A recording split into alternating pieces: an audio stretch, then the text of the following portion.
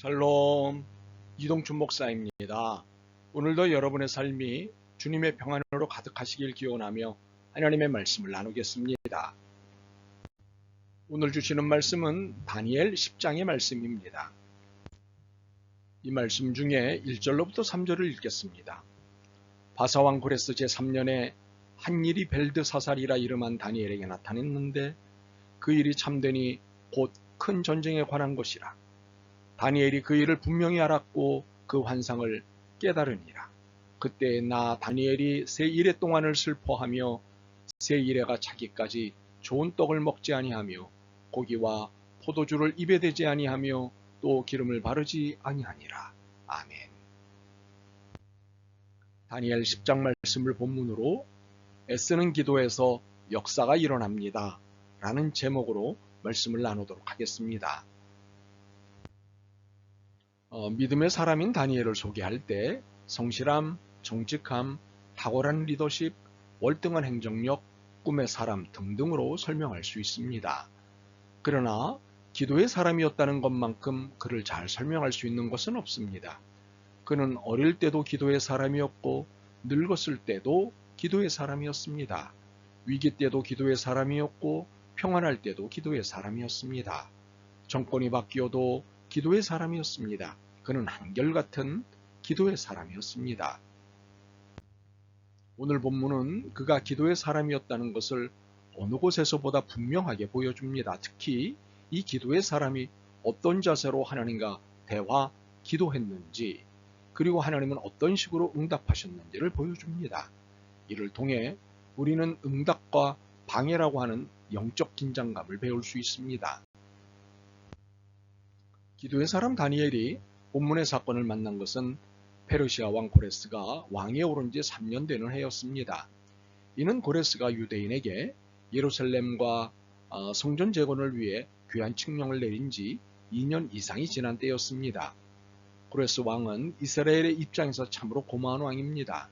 70년간의 바벨론 포로 생활에서 해방시켜준 해방제였기 때문입니다. 그러나 그는 하나님의 뜻을 성취하는 도구에 지나지 않았습니다.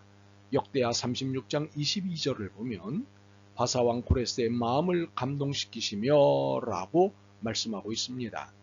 이스라엘의 해방자는 하나님이셨습니다. 고레스의 칙령으로 해방된 유대인들은 예루살렘에 가게 됐습니다. 그러나 이스라엘의 해방을 위해 오랫동안 간절히 기도했던 다니엘은 갈 수 없었습니다. 그는 바사에서 아직 할 일이 많았기 때문입니다. 더욱이 87세의 고령의 나이로 장거리 여행을 하고 힘든 건축 사업을 감당하기가 쉽지 않았기 때문입니다. 하나님은 이것 대신에 다른 사역을 맡기셨습니다. 그것은 더 큰 환상을 보여주셨습니다. 이스라엘이 장차 겪게 될 큰 고통에 관한 것, 세계의 종말과 죽은 자의 부활에 관한 것 등을 보여주셨습니다. 그것은 예언자의 역할을 맡기신 것입니다. 그런데 다니엘이 환상을 받고 나서 이를 깨닫기까지 새 일에, 즉 3주 동안 고생을 했습니다. 고령의 나이임에도 불구하고 일체의 좋은 음식들과 산의 진미들을 입에 대지 않았고 고기도 먹지 않고 포도주도 마시지 않고 기름도 바르지 않았던 것입니다. 최소한의 것으로 연명하고 절제하며 하나님 앞에서 겸비한 자세로 슬퍼하며 기도하였던 것입니다. 어째서 이처럼 연로한 그가 곡기를 줄여가며 왜 3주 동안이나 슬픔에 잠겨 기도해야 했을까요? 그 이유를 정확히 알 수는 없습니다만 이미 알려진 구약 역사를 통해 짐작할 수는 있습니다. 다니엘은 유대인들의 해방을 위해 70년이라는 세월 동안 기도했습니다. 마침내 그의 기도는 고레스 왕의 칙령으로 응답되었습니다. 이에 유대인들은 서둘러 고국으로 돌아갔습니다. 그러나 돌아간 사람들은 소수였고 대부분의 유대인들은 고국으로 돌아갈 마음이 없었습니다. 대부분이 바벨론에서 태어났고 또한 바벨론에서 안정된 기반을 잡고 있었기 때문입니다. 그런데 고국으로 돌아간 동포들은 예루살렘 성과 성전을 재건하는 도중에 이를 방해하는 원수들로 인해 힘든 난관에 부딪혔습니다. 이에 시리에 빠져 있다는 소식을 다니엘이 들었습니다. 하나님은 다니엘의 기도를 들어주셨지만 예루살렘의 상황은 예레미야를 통해 약속된 것과는 거리가 멀게 느껴졌습니다.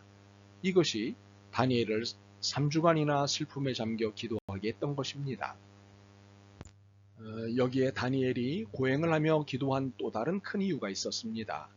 환상의 의미를 깨닫기 위해서였습니다. 이는 12절에서 그 근거를 찾을 수 있습니다. 내가 이 일을 깨달으려고 하나님 앞에서 스스로 겸손하여지기로 결심한 그 첫날부터 다니엘은 큰 전쟁에 관한 환상을 보고 그 환상의 의미를 깨닫기 원했습니다. 그래서 그는 건강을 돌보는 것에 관심을 두기보다는 환상의 영적 의미를 알고자 하는 소원을 가졌습니다. 하나님은 이러한 거룩한 소원을 가진 그에게 하나님의 영적 비밀을 계시해 주셨습니다. 이에 더하여 메시아이신 예수 그리스도를 뵙는 축복까지도 누리게 해주셨습니다. 이것은 하나님에 대해 알고자 하는 모든 사람에게 동일하게 주시는 은혜입니다. 그러나 이는 하나님 자신, 하나님이 관여하시는 모든 역사, 하나님이 주신 계시의 말씀 등은 이를 간절히 알고자 하는 사람들에게만 그 의미가 깨달아집니다.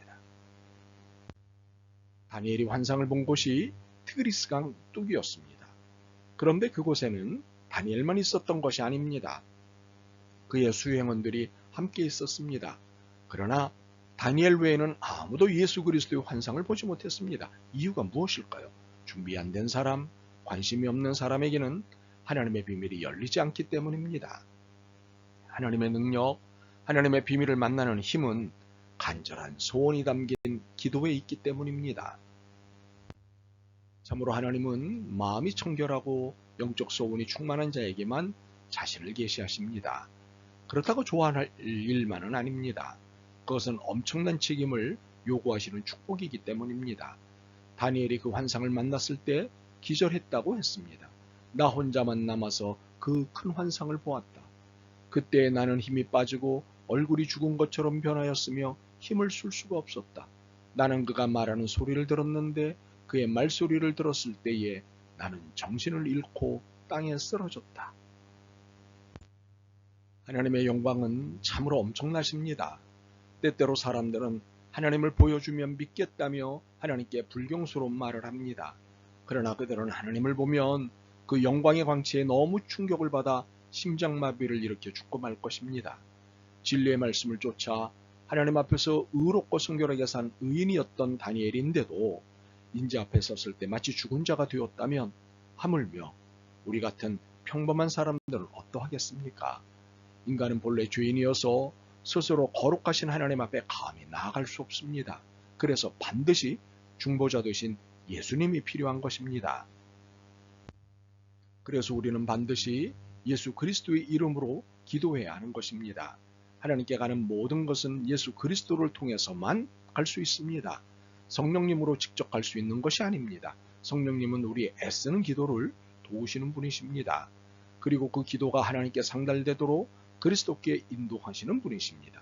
그러므로 예수 그리스도를 통하지 않고는 하나님과 우리 사이에 중재가 이루어질 수 없습니다.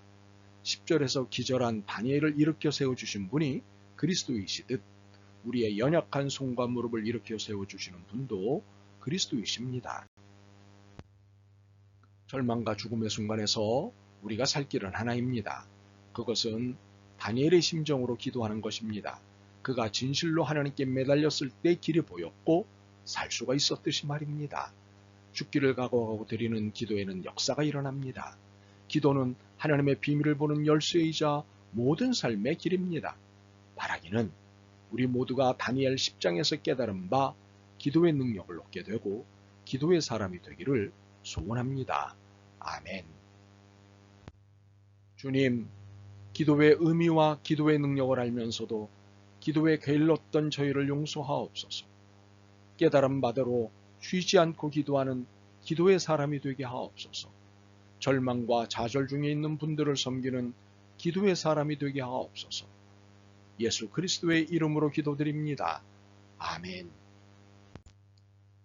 오늘도 여러분의 믿음과 삶을 응원합니다. 사랑합니다.